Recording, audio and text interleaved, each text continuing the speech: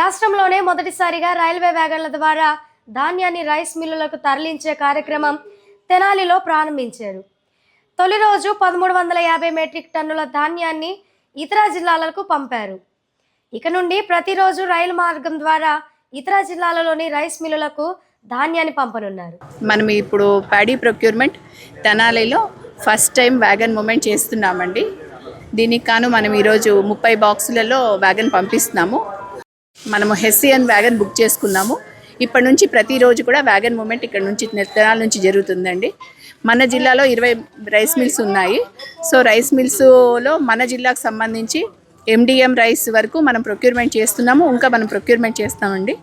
ఇప్పటి వరకు మనము జిల్లాలో 26,500 మెట్రిక్ టన్నులు ప్రొక్యూర్మెంట్ చేశాము. 63 crores మనము ప్యాడీ ప్రొక్యూర్మెంట్ చేశాము. 3,520 ఫార్మర్స్ ద్వారా మనం చేశామండి. దీంట్లో ఇప్పుడు ఇప్పటి వరకు మనకు 53 crores మనకి ఆల్రెడీ పేమెంట్ అయిపోయిందండి రైతులకి. ఎస్పెషల్లీ తెనాలిలో ఇప్పటి వరకు మనకు 12,000 మెట్రిక్ టన్నులు మనం పంపించాము. రోడ్డు మూమెంట్ ద్వారా మనము 6,000 మెట్రిక్ టన్నులు ఇప్పటి వరకు పంపించాము. ఇంటర్ డిస్ట్రిక్ట్ మూమెంట్ ద్వారా మనం ఇప్పుడు ఈరోజు మనం 1350, రేపు ఒక 1350, మొత్తం 27,000 మెట్రిక్ టన్నులు ఈ 2 రోజుల్లో మనం వ్యాగన్ ద్వారా మనం పంపిస్తున్నాము. ఇప్పటి నుంచి మనం ప్రతిరోజు కూడా వ్యాగన్ ప్లాన్ చేస్తున్నాము. పండించిన ప్రతి గింజ రైతుది కొనుగోలు చేయాలి అన్న సంకల్పంతో పట్టాభి పెద్దాపురం రైస్ మిల్ కాకినాడకి మనం పంపిస్తున్నాము.